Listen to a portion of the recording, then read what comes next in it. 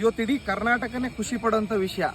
ಯಾರ್ಯಾರು ಯಾಕೆ ಈ ಕರ್ನಾಟಕ ಖುಷಿ ಪಡುತ್ತಂದರೆ, ಯಾರ್ಯಾರು ಈ ಬಜ್ಜಿ ಬೋಂಡ ಹಿಂಗೆ ಗರಿ ಗರಿ ಆಗಿರೋ ಬಿಸಿ ಬಿಸಿ ಕಬಾಬ್ ಸಂಜೆ ಹೊತ್ತು ರೋಡ್ ಸೈಡು ಹೋಟ್ಲಲ್ಲಿ ಹೋಗಿ ತಿಂತಿರ್ತೀರ, pizza, burger, french fries, deep fried, KFC, McDonald chicken ಎಲ್ಲ ತಿಂತಿರ್ತಾರಲ್ಲ, ಅವ್ರು ಈ ವಿಡಿಯೋನ ಕೊನೆಯ ಮಟ್ಟ ನೋಡಿ.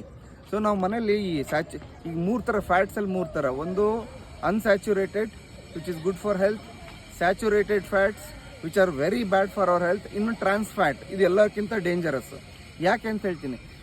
ಈ ಅನ್ಸ್ಯಾಚುರೇಟೆಡ್ ಅಂತಂತಂದರೆ, ಈ ಮನೆಯಲ್ಲಿ ರೂಮ್ ಟೆಂಪ್ರೇಚರಲ್ಲಿ ಆಯಿಲ್ ರೂಪದಲ್ಲಿ ಇರುತ್ತೆ ಕಂಟೈನರಲ್ಲಿ ಇಲ್ಲ ಬಾಟ್ಲಲ್ಲಿ, ಅವನ್ನ ನಾವು ಅನ್ಸ್ಯಾಚುರೇಟೆಡ್ ಅಂತ ಹೇಳ್ತೀವಿ.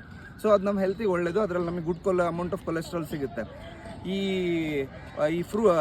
ವೆಜಿಟೇಬಲ್ ಆಯಿಲ್ಸು ಇಲ್ಲ ಈ ಫಿಶ್ ಆಯಿಲು, ಈ ಸಾಸಿವೆ ಎಣ್ಣೆ, ಎಳ್ಳೆಣ್ಣೆ, ಆಮೇಲೆ ಈ ಸೋಯಾ ಎಣ್ಣೆ, ಶೇಂಗಾ ಎಣ್ಣೆ, ಇವೆಲ್ಲ ಗುಡ್ ಸೋರ್ಸ್. ಇದರೊಳಗೆ ಅನ್ಸ್ಯಾಚುರೇಟೆಡ್ ಫ್ಯಾಟಿ ಆ್ಯಸಿಡ್ ಜಾಸ್ತಿ ಇರುತ್ತೆ. ಸೊ ಈ ಸ್ಯಾಚುರೇಟೆಡ್ ಫ್ಯಾಟ್ಸ್ ಅಂತಂದರೆ ಈ ದನದ ಮಾಂಸ, ಹಂದಿ ಮಾಂಸ, ಇಲ್ಲ ಪೋರ್ಕು, ಲ್ಯಾಂಬು, ಈ ಥರ.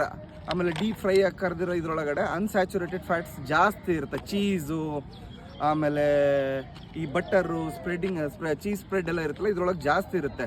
ಈ ಅನ್ಸ್ಯಾಚುರೇಟೆಡ್ ಸ್ಯಾಚುರೇಟೆಡ್ ಫ್ಯಾಟ್ಸ್ ಏನಿರುತ್ತಲ್ಲ, ಅದು ನಮಗೆ ತಿನ್ನಕ್ಕೆ ಭಾರಿ ಟೇಸ್ಟಿಯಾಗಿರುತ್ತೆ. ಹಾಗಾಗಿ ಜನ ಏನು ಮಾಡ್ತಾರೆ, ಸಂಜೆ ಆದರೆ ಸಾಕು ಕರೆದಿದ್ದು ಬೇಕೇ ಬೇಕಪ್ಪ, ಬಾಯಿಗೆ ರುಚಿ ಬರುತ್ತೆ ಅಂತೇಳಿ ಚೆನ್ನಾಗಿ ತಿಂತಾರೆ.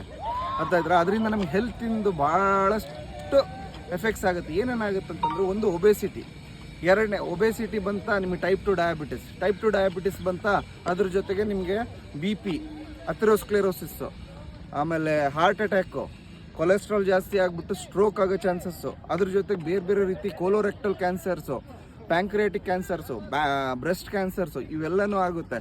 ಸೊ ಇದ್ರೆಲ್ಲಕ್ಕಿಂತ ಡೇಂಜರಸ್ಸು ಟ್ರಾನ್ಸ್ ಫ್ಯಾಟ್ಸ್ ಅಂತ.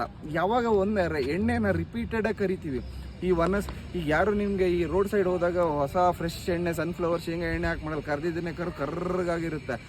ಯಾವಾಗ ಕರ್ದಿದ್ದನ್ನೇ ಎಣ್ಣೆ ಕರಿತಾ ಹೋಗ್ತಾರೆ, ಇಲ್ಲ ಈ ಇಂಡಸ್ಟ್ರೀಸ್ ಏನು ಮಾಡ್ತಾರೆ, ಈ ಸ್ಯಾಚುರೇಟೆಡ್ ಫ್ಯಾಟ್ನ ಹೈಡ್ರೋಜನೈಸೇಷನ್ ಮಾಡ್ತಾರೆ. ಆವಾಗ it is known as industrialised trans fat ಅಂತ ಹೇಳ್ತೀವಿ.